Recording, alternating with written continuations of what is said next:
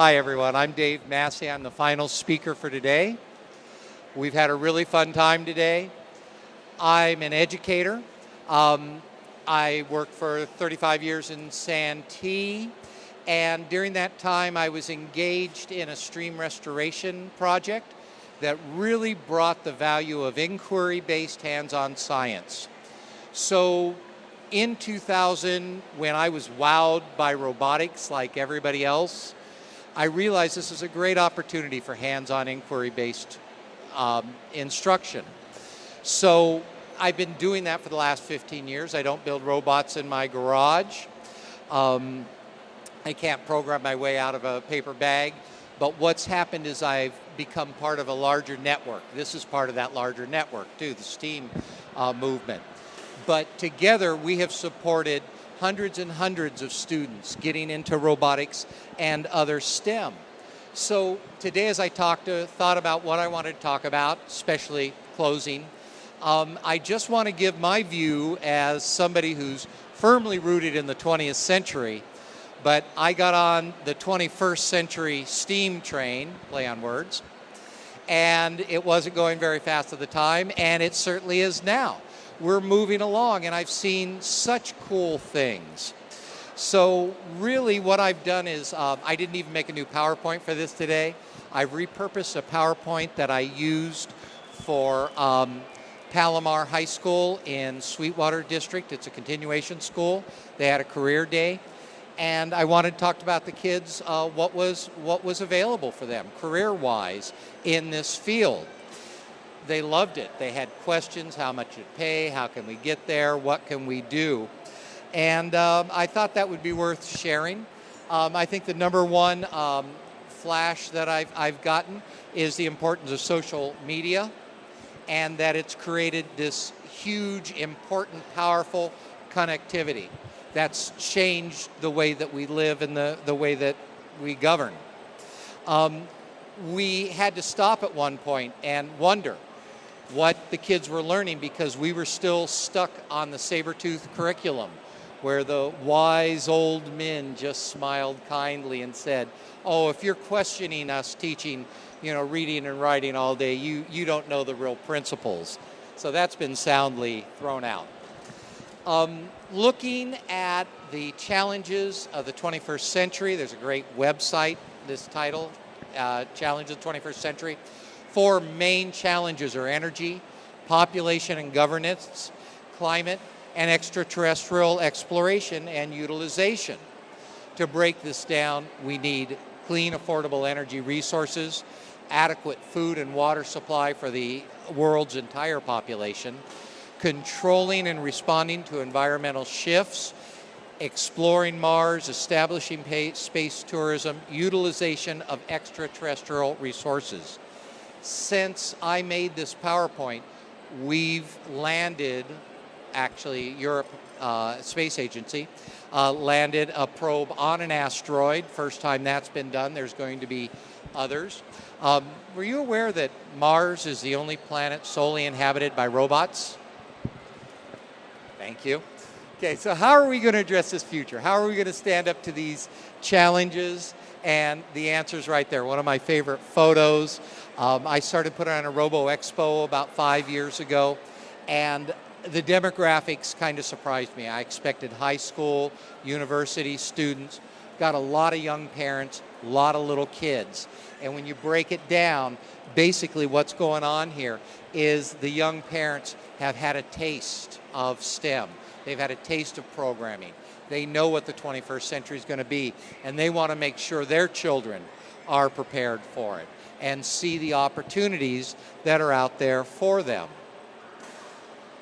I believe these guys are here today. The first robotics teams can throw a basketball 100 yards with precision. Here's the San Diego Police Force, Bomb and Rescue Squad. They've got a number of great bots that do the dark, the dangerous, the dirty for us.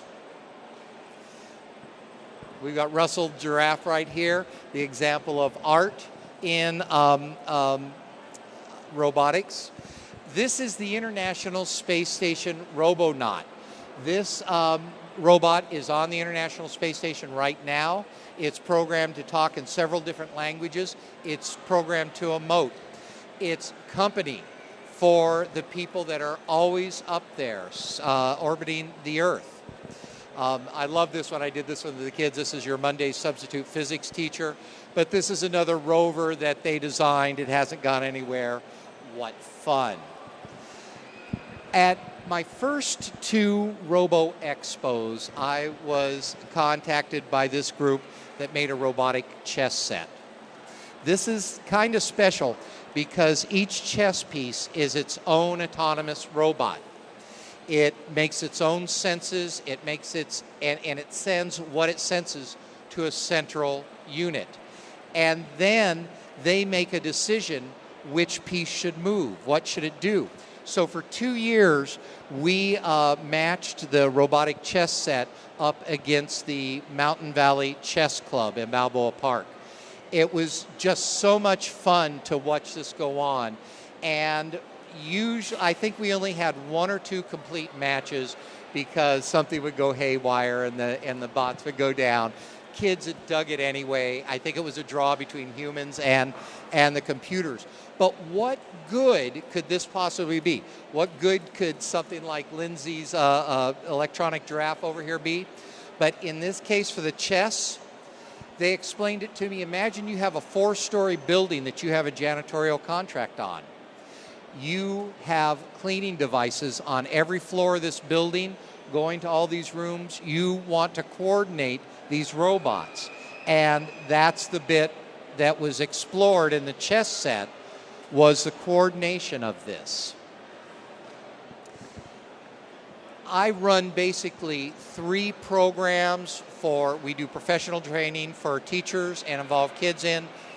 Bot Ball is an autonomous robotics contest. It's tabletop. Teaches the kids how to program, how to problem solve, how to work as a team. IROC, kind of the same thing. It's also an autonomous robotics program, solving a maze. One of the big challenges has been to solve the maze and then come back and do it without making any mistakes. In other words, mapping that solution. That was achieved this year for the first time. What do you need to know to work in robotics? Programming. Sea Perch is the other. This is a remotely controlled submarine that kids build themselves, use for different purposes. And in real life, Seabotics is one of the fastest small robotic companies in the world growing. It provides tethered robots and autonomous robots for rescue work and other types of work. We take the kids down to Seabotics. They've just done a Sea Perch thing. They get the connection. Also here in the hall today is City College, the autonomous submarine club that they have here. There's an autonomous submarine competition every year in San Diego. Kids learn about energy conversion. They design blades to produce more output. But what I've seen as I've been on this train ride is I've seen students who have developed a robotic lock for a locker to assist a friend of theirs that had multiple sclerosis. I met 4 girls that were in middle school in First Lego League who got a patent on a robotic ice cream scoop washer. They discovered that the second largest leading cause of salmonella in the United States is from ice cream scoops. Baskin-Robbins, they stick it in the water, it sits there. The girls developed this device that it senses when it goes in and it cleans it, and it takes that out. They got a patent on that. A 30-year-old friend of mine just received his PhD from UCSD. He had always been interested in amplifiers and tubes and that type of energy. He developed a nanotube that utilizes energy from the body, environmental energy, that can amplify sounds. Pathogens have different sounds. They have a way for that. He's now working on a pacemaker that's powered from the body.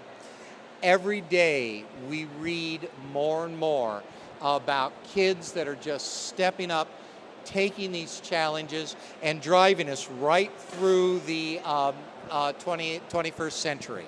And without the people that are here today that are showing their maker's ability, the schools that are coming down to share in this, people like Victor Ciccarelli and the San Diego Makers Guild that put this on, it wouldn't be as robust as it is now.